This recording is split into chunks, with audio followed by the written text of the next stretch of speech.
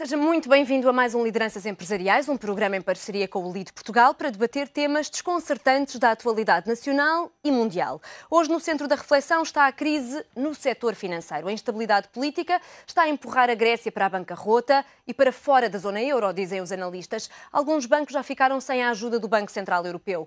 Na Espanha, a banca não vive melhores dias. Depois do Bankia, os analistas esperam mais desagradáveis surpresas. Os investidores fogem, a corrida aos depósitos está em marcha, a crise está aí. E perante isto, como é que está o setor financeiro nacional? Como vai sobrevivendo aos embates do presente e do futuro? São todas estas questões que hoje debatemos, a esta mesa, naturalmente com especialistas. São convidados deste Lideranças Empresariais Rui Semedo, CEO do Banco Popular, Manuel Alves Monteiro, é gestor, e Nasser Sattar, presidente do Comitê de Gestão do LIDE Portugal e partner da PwC.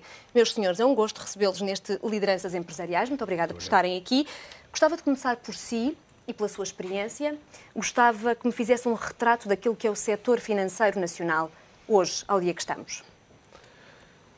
Boa noite.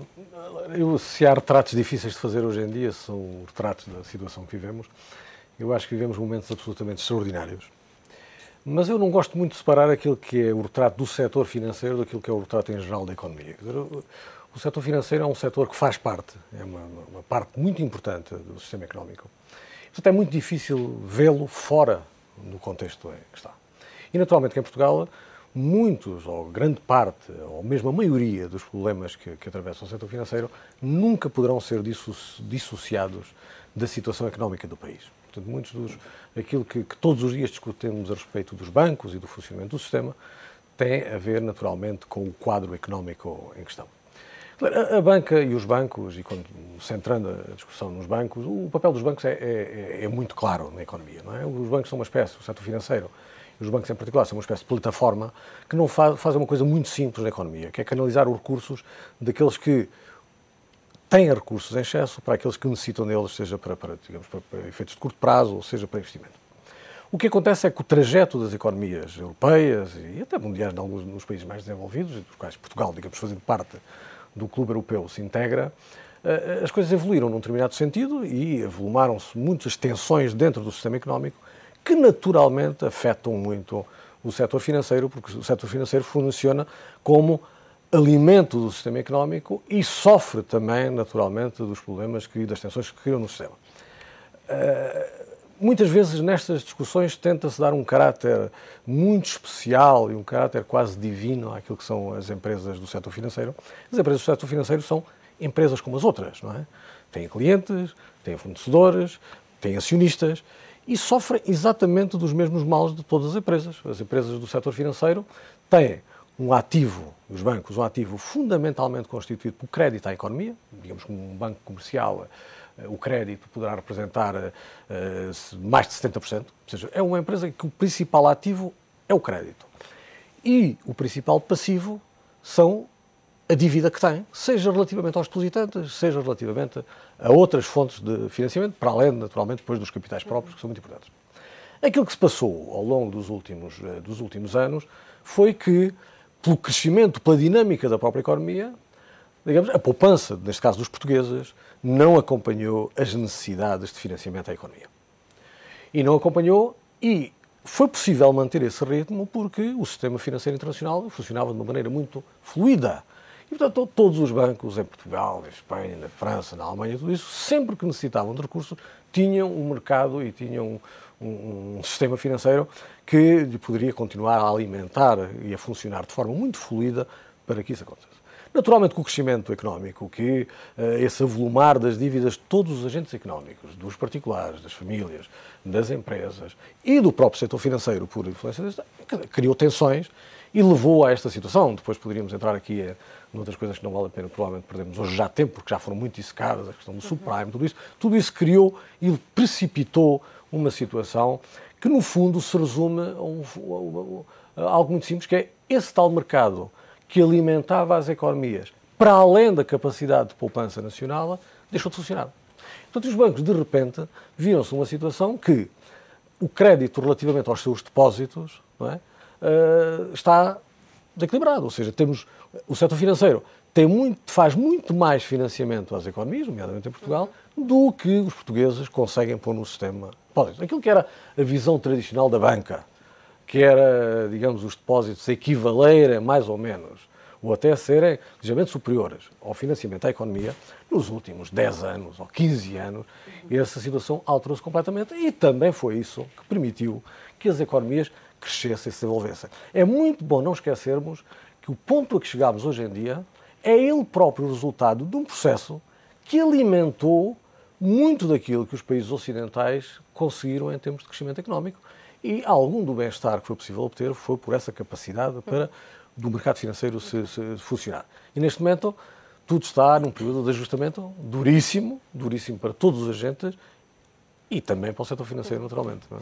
Feito que está este primeiro retrato introdutório, gostava de entrar um pouco mais dentro da situação da Banca Nacional, porque há muitos agentes que têm dito que a banca resistiu bem e de forma resiliente e saudável e forte a esta crise. Pode-se falar numa verdadeira crise do setor financeiro nacional? Tânia, obviamente, aquilo que o Rui Semedo acabou de referir, de facto, nós hoje estamos perante um novo modelo e um novo paradigma da atividade dos bancos face àquilo que é necessário fazer. Os grandes desafios de, efetivamente, por força de os bancos hoje não poderem recorrer ao financiamento interbancário e, portanto, nem ao financiamento do que acontecia há poucos anos, ao ano passado, do financiamento internacional.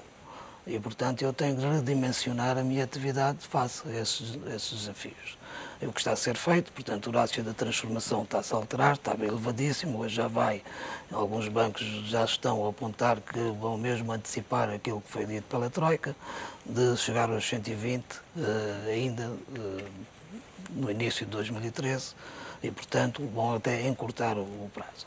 Isto significa que as medidas que estão a ser tomadas a nível nacional pelo setor financeiro e também daquilo que o Governo tem vindo a fazer, vão ao encontro aos objetivos que estão definidos na Troika e até as próprias necessidades do setor financeiro de redimensionar-se. Há desafios, há neste momento, por exemplo, a questão de as operações ativas, especialmente no crédito de habitação, em termos de taxas de juros, são inferiores àquilo que os bancos neste momento pagam para financiar-se essas mesmas operações. Há a questão da recessão económica que foi referida, que não podemos dissociar-se do setor financeiro e, portanto, isto faz com que os ativos da banca deterioram-se em termos da qualidade e, portanto, tem que se reforçar as imparidades, que aliás foi visto nos resultados trimestrais, em que os bancos reforçaram-se fortemente as suas previsões para as imparidades. Se está a resistir, os bancos estão a resistir, a grande questão e a grande incógnita neste momento vive-se é os fatores externos, portanto, o que é que vai acontecer à Grécia, o que é que vai acontecer à Espanha e os efeitos e os danos colaterais e o contágio dessas situações económicas dos nossos vizinhos e parceiros europeus é que faz com que crie-se uma incerteza e por isso é que o nosso mercado de capitais está a sofrer consequências. Aliás, viu-se o que é que aconteceu nos últimos 2 dias. Perante a situação nossa e perante aquilo que nós estamos a fazer, não justifica de maneira alguma. E, portanto, este problema do contágio que nos está a ser enfrentado pela classe política europeia, não é? E o problema financeiro que surgiu em 2008, depois do Lehman, e criou depois o problema da Grécia e os problemas de risco sistémico, em termos de medidas da classe política, não foi feito com ações fortes para poder travar o que aconteceu. E, infelizmente, não tiveram esta iniciativa. Mas portanto, agora tem de tomar... Devemos daí depreender das suas palavras que os problemas do setor financeiro português decorrem daquilo que é a crise económica financeira em Portugal, ao contrário daquilo que acontece, por exemplo, em Espanha, onde o problema no setor financeiro é mais grave e está a atacar a economia. Portanto, são situações diferentes. Podemos distinguir perfeitamente aquilo que é os problemas, aquilo que são os problemas do setor financeiro português, daquilo que são os problemas no setor financeiro grego e espanhol. Eles não são todos, vamos lá ver, há fatores comuns às três economias. A Espanha depois tem outras particularidades. Por exemplo, a Espanha teve uma bolha imobiliária que nós não tivemos, não é? Nós temos outros problemas associados aos créditos de habitação, que é a taxa de desemprego a aumentar e, portanto, as famílias não conseguem cumprir com as suas obrigações e responsabilidades, que cria depois o incumprimento. A Espanha teve outro problema da bolha imobiliária, porque os preços do real estate na Espanha inflacionaram-se a níveis insuportáveis e, portanto, as consequências a este nível são mais gravosas em Espanha do que em Portugal. Vamos olhar então para esses fatores externos. Muito boa noite também. Gostava de começar consigo olhando para a situação grega, a instabilidade política, esta questão de que cada vez mais os analistas apostam que a Grécia pode sair da zona do euro, ser empurrada para uma bancarrota. O que é que pode acontecer à banca grega e depois que impactos na banca nacional? Bom, muito boa noite.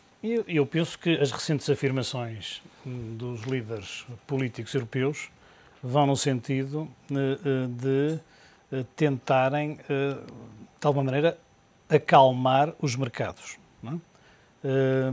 Reagindo no sentido de dizer que cerrarão fileiras à volta da Grécia para que a Grécia se mantenha no euro. Evidentemente que não sabemos se efetivamente estamos a falar de um wishful thinking ou se estamos a falar de uma vontade política que leve nesse sentido, seja qual for a reação grega. O que é certo é que percebemos que na Grécia existe uma instabilidade política que vai seguramente trazer fatores de estabilização.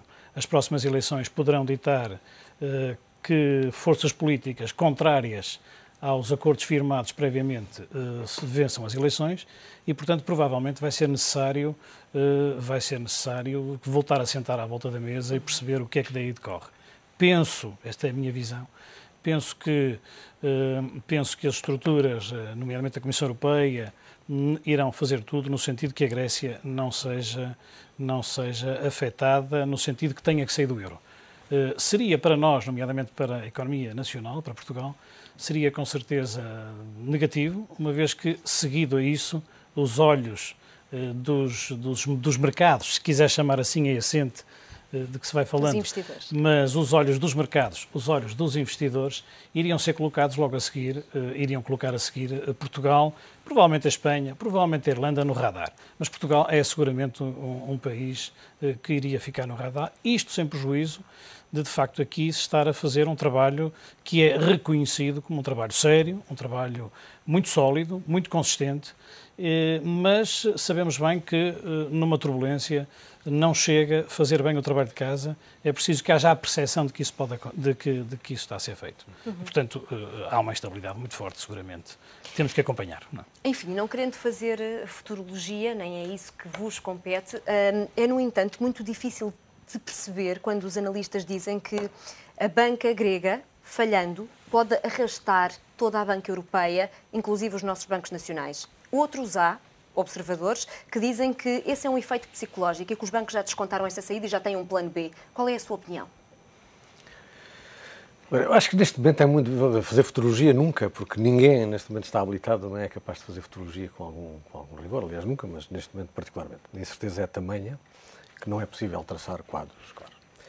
Eu acho que no problema grego há dois problemas, não é? O problema grego não existe um problema isolado grego, é um problema europeu. Não é? E, portanto, qualquer solução tem que sempre ser encontrada no quadro europeu. Que haja uma relação direta, não há uma relação direta entre a banca europeia e a banca grega. Pode haver bancos portugueses que tenham comprado dívida grega, mas não é essa a ligação direta. É evidente que o que acontece e que tem mais impacto no setor financeiro é a questão da confiança. Não é? Quer dizer, o setor financeiro, o pilar fundamental do setor financeiro é a confiança. Não é? E essa confiança manifesta-se fundamentalmente na capacidade para se financiar. Então, acho que, voltando ao tema do setor financeiro, os grandes desafios do setor são dois. A qualidade dos ativos, não é? Como dizia o Nasser. E muito bem, é a qualidade dos ativos, e a qualidade dos ativos tem naturalmente a ver com a situação económica dos países, não é? Porque é que as empresas entram em default, porque é que a imparidade sobe, porque é que as casas baixam, e portanto são questões que transcendem o próprio setor, mas que o afetam de forma direta. A qualidade dos ativos é um, e outro é a capacidade para se financiar.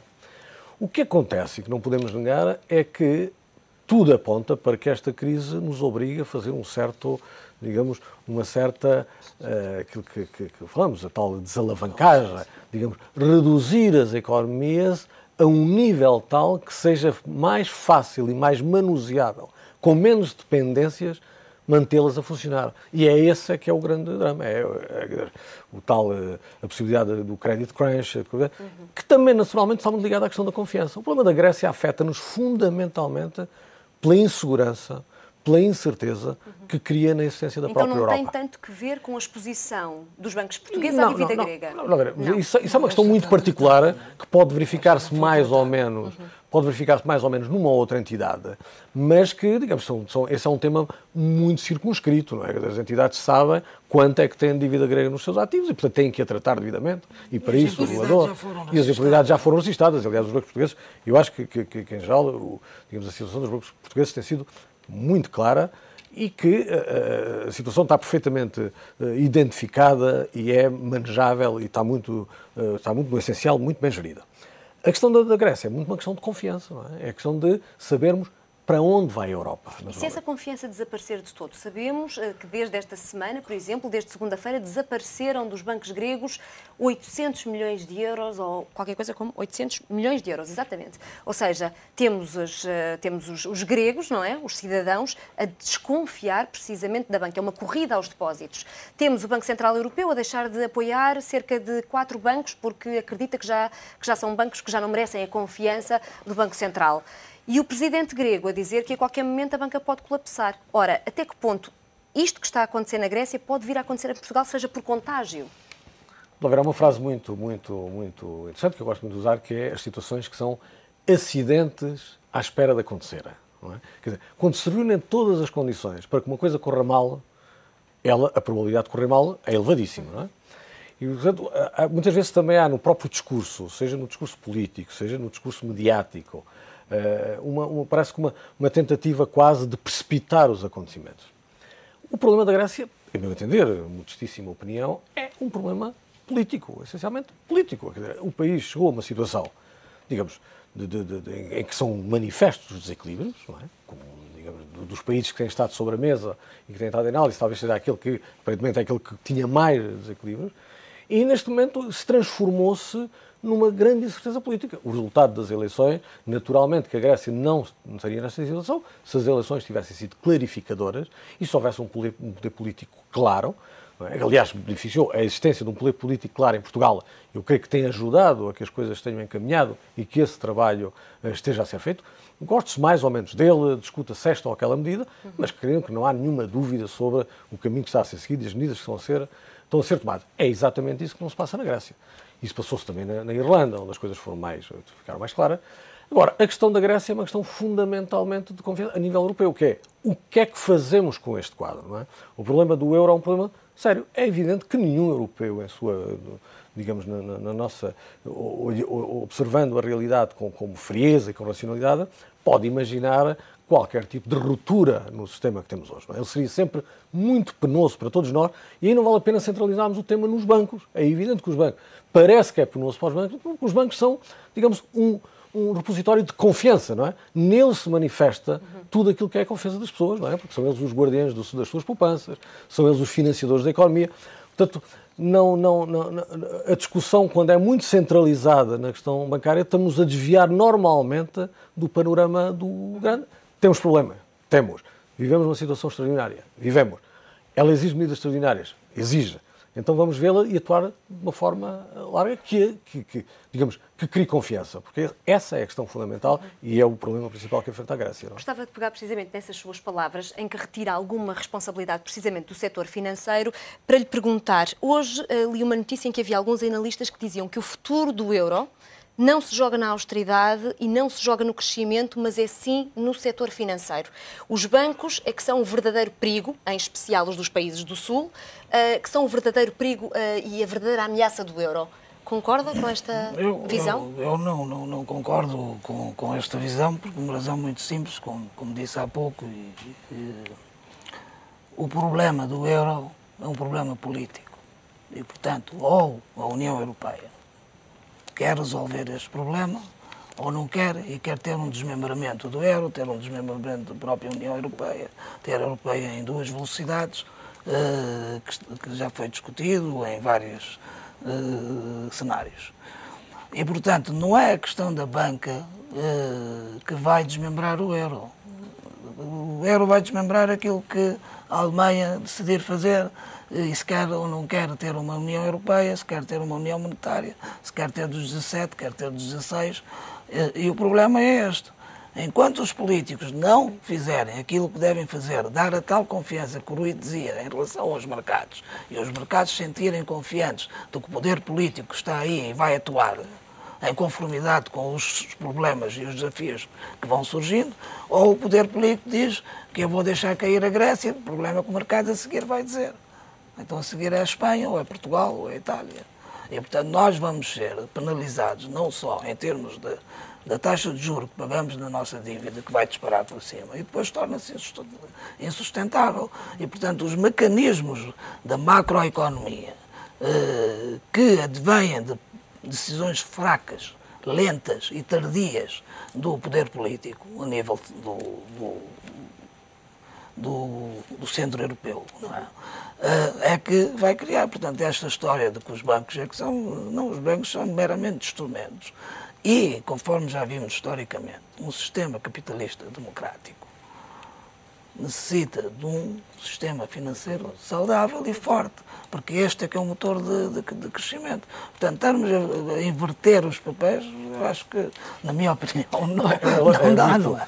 Digamos que o que é muito fácil, naturalmente, digamos, os bancos são um target muito fácil, são um alvo muito fácil, não é? Porque de repente criou-se a sensação de que todos os pecados, os bancos são uma espécie de concentração de pecados, não é? No fundo, os bancos respondem aos incentivos da própria economia e do próprio sistema, não é? Quer dizer, os problemas que hoje os bancos têm, que são basicamente esses dois, os problemas da qualidade dos ativos e o problema do acesso ao funding, não é?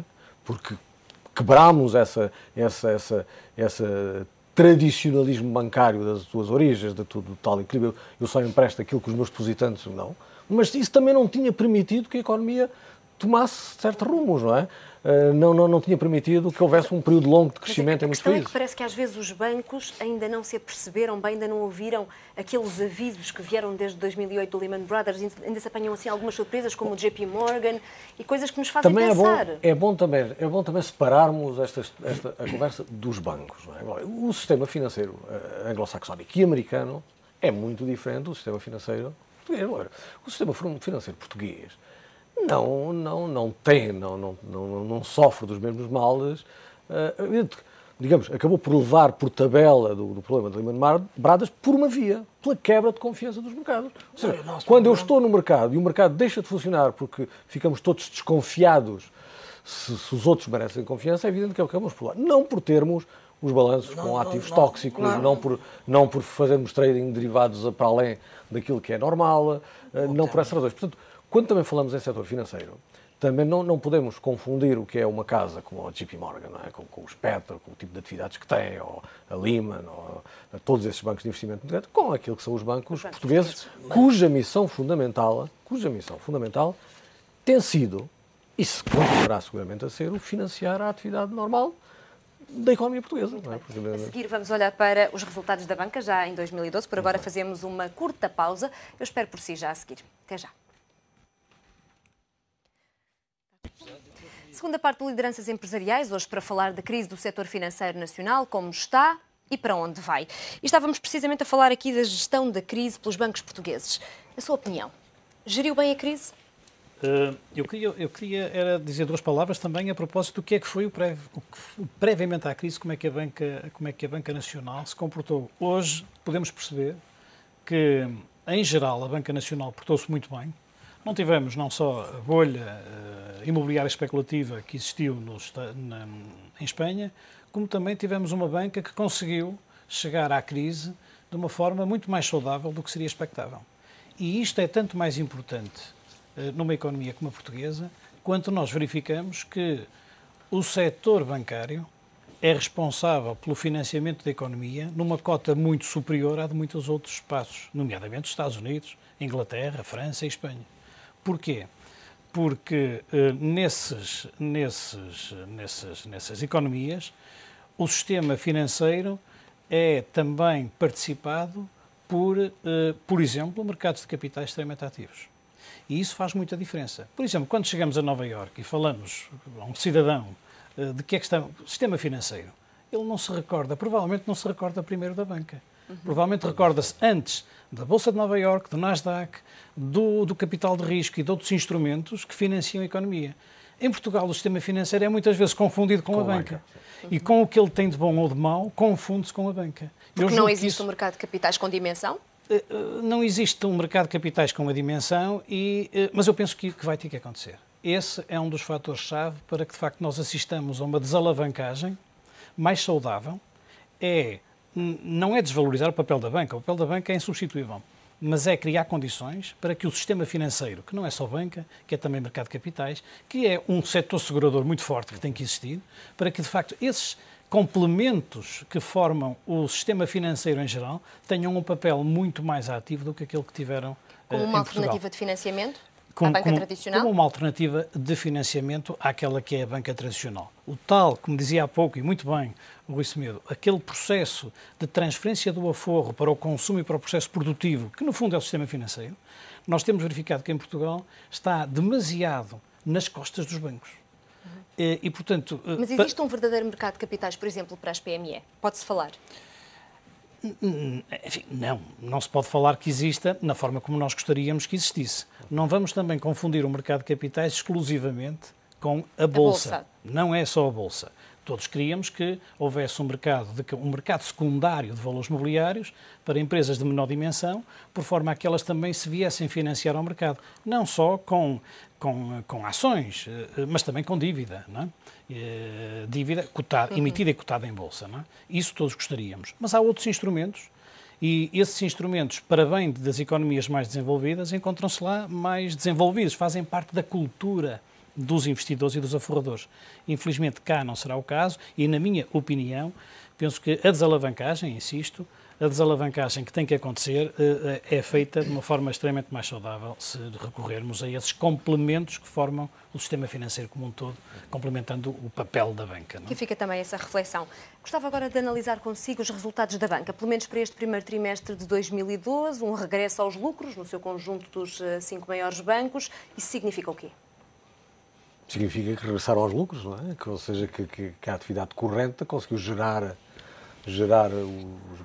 os proveitos necessários para compensar... Mesmo nesta conjuntura? Mesmo na conjuntura, quer dizer, conseguiu por boa gestão, por controle de custos, por gestão da margem financeira, por gestão das comissões, por geração de proveitos extraordinários, conseguiu compensar o esforço de provisionamento que os bancos continuam a ter que fazer e que fizeram o ano passado de forma evidente, e que no fundo é um sinal muito grande de solidez. Quer dizer, um banco que é capaz de gerar recursos para fazer as provisões necessárias para suportar ativos que perderam qualidade, não é?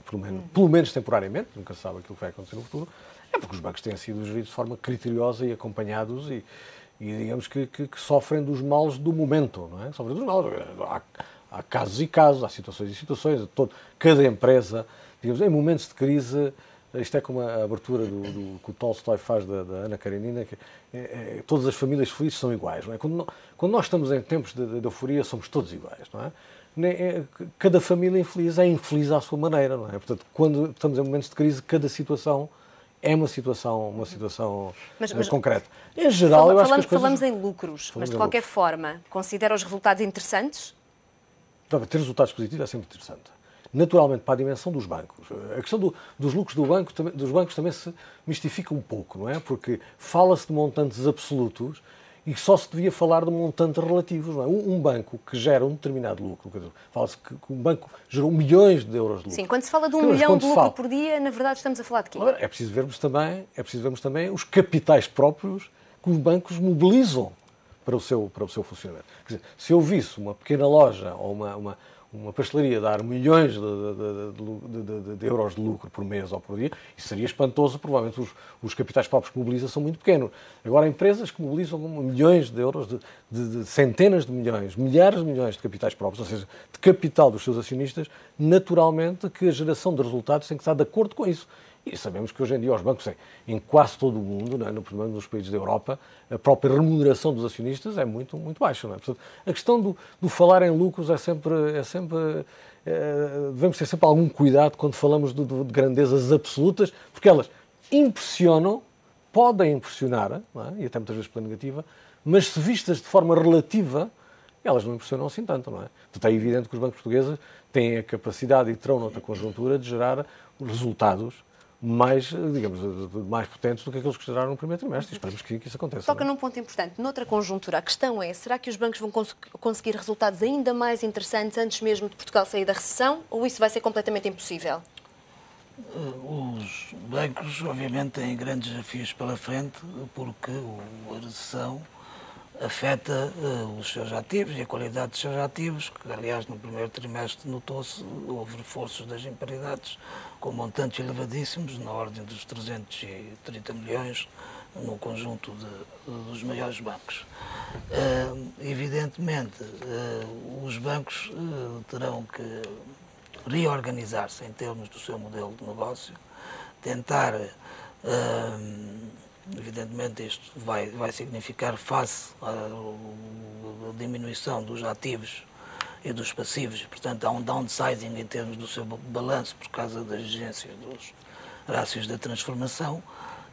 Eventualmente vão ter que fechar alguns balcões, porque... Todos os bancos têm que fechar balcões? Eu acredito que vai ser um novo paradigma que vai obrigar a isso. Mas um novo paradigma do quê? Do banco eletrónico, por exemplo? Não, o é novo preciso despedir pessoas? É que eu, como agora tenho, vamos lá ver, as operações que nos últimos 10 anos aconteceram em termos do crédito de habitação e de crédito de consumo e as necessidades que isto implicava em termos mais balcões, mais angariação de fundos para ir buscar os tais depósitos, isto vai diminuir, não é? Porque os bancos estão-se a redimensionar-se. A rentabilidade dos bancos, obviamente, também depende do lado dos custos, não só depende do lado dos proveitos, não é? E, portanto, como eu vou ter menos proveitos, e o rácio neste momento do chamado cost to income está elevadíssimo, por razões óbvias, não é novidade nenhuma, vai significar. Eu acredito que, conforme nós vamos gerindo a questão dos ativos e das imparidades, porque os bancos também reposicionaram-se em termos de tentar resolver as questões relacionadas com esses créditos que têm no seu balanço. Não existindo, esta é que é a grande incógnita que ninguém consegue responder, não é? O efeito externo, o que é que vai acontecer, e este é que é o grande problema, e, aparentemente os políticos não percebem isso, ou não querem perceber, talvez percebem, mas fazem conta que não percebem, ou têm outros interesses, têm outras plataformas de atuação, porque eles têm o poder de intervenir, não é? Portanto, especialmente os nossos parceiros europeus. E isto é que é a grande incógnita. Portanto, se esta incógnita não acontecer, o tal referimos antes do intervalo, desmembramento do euro, do contágio da Grécia, problemas mais graves na Espanha que fazem disparar os nossos custos financeiros, eu acredito que a banca vai continuar a tentar equilibrar os seus resultados, com muito esforço e sacrifício, e acredito que daqui a 2 anos volta a tentar, quando vai ter também as possibilidades, assumindo que a parte de catástrofe não acontece, não é, do lado europeu, vai conseguir voltar aos mercados, vir a tal confiança, de forma que, novamente, a circulação monetária e a confiança entre bancos, no mercado interbancário, etc., começa a gerar. Mas isto não vai acontecer no curto prazo. Estamos a falar de 2 a 3 anos. Até lá, vão tentar jogar à defensiva, não é? Portanto, vão defender aquilo que têm, e controlar as suas imprioridades, os seus custos, tentar resolver... Esses são os desafios mais próximos. Exato. As exigências à banca, feitas quer pela Autoridade Europeia Bancária, quer pela Troika e depois pelo Banco de Portugal, acha que enfraqueceram ou vieram fortalecer os nossos bancos? Deixe-me só dar uma nota ao que estávamos a referir há pouco. Os resultados que nós conhecemos mais recentes da banca, nomeadamente os do primeiro trimestre, evidenciam um retorno dos capitais investidos muitíssimo baixo. Mal estaríamos se esse retorno não tivesse que subir imenso, não é? E o mercado tem que estar preparado para isso. Até porque há uma lição que nós tiramos desta crise, é de que, para além da confiança que o Rui Semedo falava, que é a base, o sustentáculo, é necessário também que tenhamos instituições financeiras fortes, para que, de facto, o mercado consiga acreditar nelas e para que consigamos viver mais tranquilamente. Portanto, o Return on Invested Capital, esse retorno, vai ter que ser bem melhor do que aquilo que o primeiro trimestre evidenciou, e estou convencido que não será, com certeza, a muito curto prazo, mas que será a médio e longo prazo. Esta resposta, eu diria, é um pouco parecida com aquela que eu daria à sua questão, não é? Evidentemente que rácios prudenciais mais exigentes, se quisermos, e essa será com certeza a expressão, irão trazer aflições maiores à banca numa fase inicial. Para conseguir cumprir, vai ter que fazer sangue, suor e lágrimas no seu processo de fabrico e também junto dos seus clientes. Estou convencido de que a médio e longo prazo isso vai ter efeitos positivos. Vamos ter também instituições mais fortes, não é? E com maior capacidade de financiamento. Mas melhor do que eu, seguramente que o Rui Semedo, à frente de uma instituição financeira, tem uma opinião mais avalizada. Eu diria, esta crise tem, naquilo que toca ao seu impacto natural, aos impactos sociais, tudo isso é lamentável. Quer dizer, o impacto no dia-a-dia das pessoas é grave e é pesado. E, por esse lado, naturalmente, os efeitos de curto prazo são fortíssimos e negativos. Mas os momentos de crise e de crise acentuada são momentos de viragem. Não é? Aquilo que seguramente virá depois da crise, que é isso que nós devíamos começar a discutir claramente, o modelo de sociedade, o modelo de economia e o modelo... Vai mexer tudo, não é? Seguramente o modelo de negócio dos bancos se ajustará, seguramente que o funcionamento do sistema económico português se ajustará, que a intervenção do Estado será diferente, que os reguladores, naturalmente neste caso do sistema financeiro, vão atuar de outra forma. Aquilo que está a fazer, nós agora ainda estamos muito a viver sob o efeito do imediato, não é? Quer dizer, perante um problema muito grave, há naturalmente uma reação também muito pesada e muito intensa. E é isso que estamos... Eu acho que olhando numa perspectiva de mais longo prazo, o que é bom é começar a detectar o que é que será a economia que vamos ter em Portugal daqui a... E o que é que será a economia para si? Tendo em conta que a situação atual daquilo que se vê é que, de facto, os bancos têm que cumprir com a desalavancagem que está prevista. Houve, de facto, excesso de crédito aos particulares, às empresas, mas a questão é como é que a economia avança se temos pequenas e médias empresas viáveis que não conseguem financiar-se? Como é que espera que se faça essa viragem? Aí, na forma como põe a questão, encerra exatamente a grande contradição. É que nós, por um lado, temos a noção, e usou uma palavra que eu não iria por aí, que era o excesso de crédito. No excesso de crédito, houve o crédito que a economia, que os incentivos... Houve o crédito que a economia exigiu que houvesse. Não há nenhuma pré-determinação para as coisas acontecerem de uma determinada forma.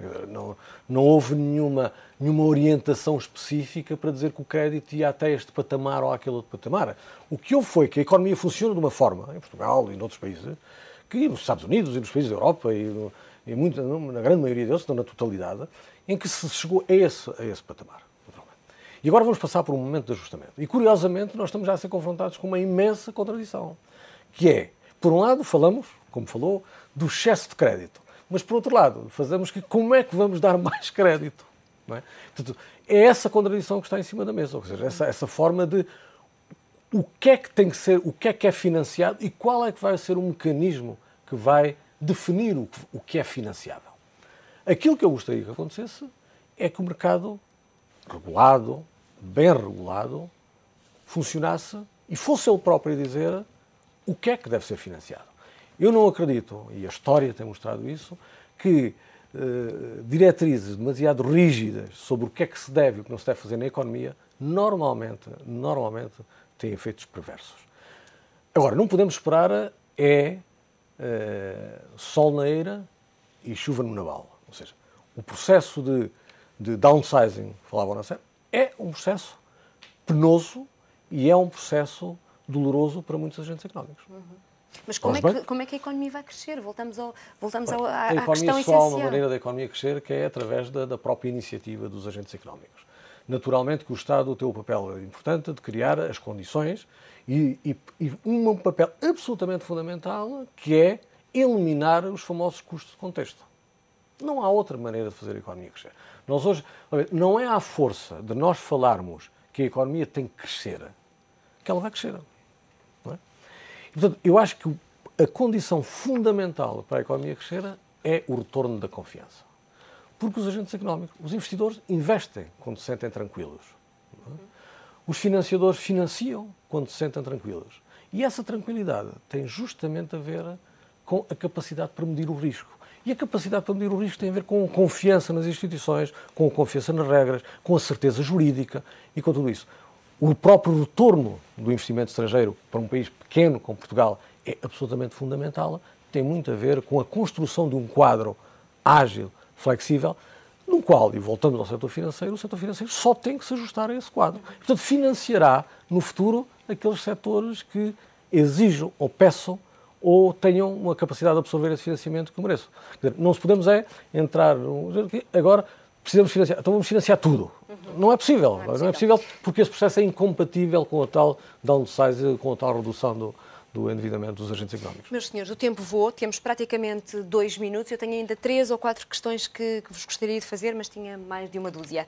Devem os bancos recorrer a esta linha pública de 12 mil milhões de euros ou acha que deve ser o último dos últimos recursos? Essa é uma questão quase filosófica. Eu acho que isso é uma perspectiva extremamente pessoal. É inevitável, é provavelmente inevitável que alguns bancos tenham que recorrer, não conheço em pormenor cada um deles, mas pode acontecer que vão recorrer. Agora, eu acho que é sempre o último e é em substituição. A conversa vai sempre para o mesmo ponto, é que se houvesse investidores disponíveis para investir e para pôr capital nos bancos, não seria necessário. O Estado cumprirá o papel, digamos, de último recurso, como deve competir, para suprir uma necessidade que existe, que se existe a necessidade de capital dos bancos, isso é obviamente, por posições até da própria Autoridade Bancária Europeia, portanto, vai cumprir um papel na ausência de agentes privados para o fazer. Agora, é sem dúvida nenhuma o último recurso e quem recorrer a ele é porque, digamos, tem mesmo que o fazer. É um perigo ter o Estado como acionista? Vamos lá ver, a modalidade que está prevista não é única e exclusivamente ser acionista. E, portanto, cada situação vai exigir se a intervenção seja por via dos cocos ou será por via de entrada direta no capital. É evidente que a entrada no capital significa uma diluição da atual estrutura acionista e não é bem-vinda dos atuais acionistas, não é? Porque estão a diluir a sua posição. Portanto, eu acredito que a maioria dos bancos vai tentar ir pelo caminho dos cocos, obviamente, a não ser que há casos excepcionais que obrigam o Estado a entrar para capital. Agora, esta medida é utilizada porque ela é necessária, não é? E o período de 5 anos dá tempo para que os bancos podem fazer a tal adaptação que estávamos a referir e que possam neste período, depois reembolsar. Se naquela altura não for possível, a alternativa é a capital, não é? 15 segundos para me responder, se conseguir, uma vez que está mais na área dos mercados. Portugal volta no pleno aos mercados em 2013. Queremos nós que assim seja. Julgo que está a ser feito um trabalho muito sério nesse sentido, como eu referi há pouco. A percepção parece ir nesse sentido, isto é, de reconhecer que Portugal está a fazer esse trabalho e que nós queremos todos que assim seja. E aí vale a pena o esforço e os sacrifícios que estão a ser feitos. Meus senhores, foi um gosto ter esta reflexão da vossa parte em relação ao setor financeiro. Hora das despedidas de lideranças empresariais, já sabe, nós estamos de volta daqui a 15 dias com mais líderes nesta mesa. Até lá.